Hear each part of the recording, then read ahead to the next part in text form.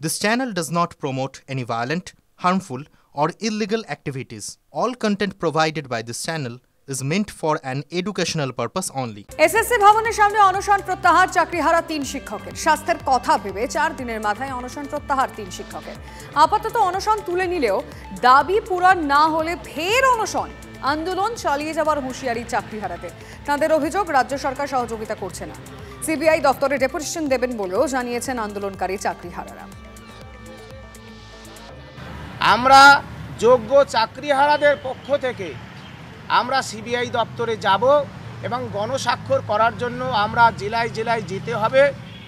সেজন্য আমরা এখানের যে এত অব্যবস্থা, ভয় ভীতি প্রদর্শন, বায়োটয়লেটহীনতা, যে চূড়ান্ত অব্যবস্থা, এর থেকে আমরা আমাদের সঙ্গী সাথীদের স্বাস্থ্যের কথা ভেবে আমরা এখান থেকে অনশন প্রত্যাহার করছি আপাতত। চাকরিহারাদের ধর্ণা মঞ্চে দালালরা বসে আছে। বিস্ফোরক দাবি দিলীপ ঘোষের। অভিজিৎ গঙ্গোপাধ্যায়কে গো ব্যাক স্লোগান। দিলীপের নিশানায় আন্দোলনকারীরা। আরজিকর আন্দোলনের সময়ও অরাজনৈতিক আন্দোলনের কথা বলা হয়েছিল, কিন্তু মিছিলে হেঁটেছিলেন সেলিম থেকে প্রদেশ কংগ্রেস সভাপতি। মমতা বন্দ্যোপাধ্যায়কে বাঁচাতেই চালাকি করা হচ্ছে, মন্তব্য দিলীপ ঘোষের। আগেও গেছেন, আগেও যাব। কিছু লোক সেখানে দালালরা বসে আছে। আমাদের জাস্টিস গাঙ্গুলি, যিনি এই লড়াই কোর্টেও লড়েছেন, এখনও লড়ছেন, তাকে গো ব্যাক বলা হচ্ছে।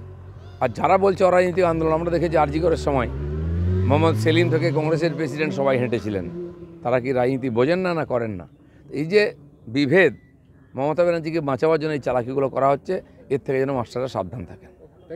সবাই চেষ্টা করছেন যে কিভাবে একটা রাজনীতি ঢুকিয়ে দেওয়া যায়, আমরা ওইটা থেকে বেরোনোর চেষ্টা করছি।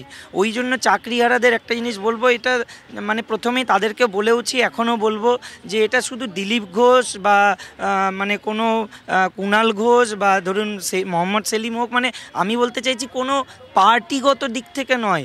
আপনারা একসঙ্গে থাকুন, ঐক্যবদ্ধ থাকুন একটা দাবিতে, যে আমাদেরকে যে কোনো মূল্যেই চাকরিতে ফিরে আসতে হবে।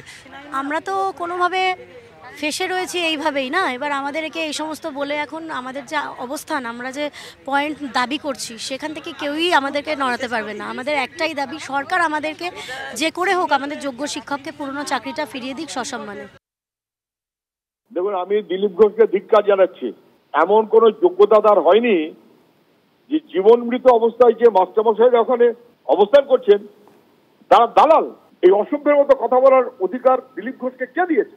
নিজের দর বুঝুক, নিজের যোগ্যতা বুঝুক।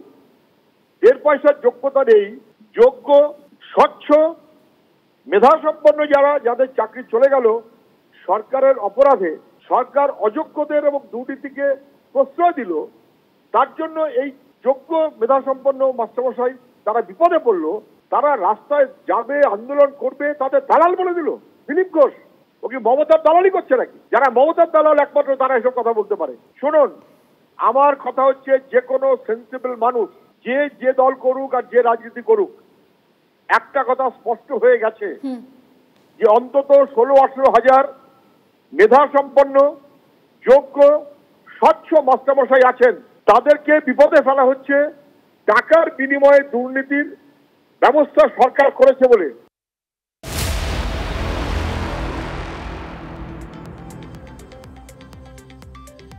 শিক্ষক আন্দোলনের ওপর পুলিশি অত্যাচারের প্রতিবাদে কংগ্রেসের রাজ্য জুড়ে থানা ঘেরাও অভিযান, সেই ছবি দেখাবো আপনাদের এই মুহূর্তে।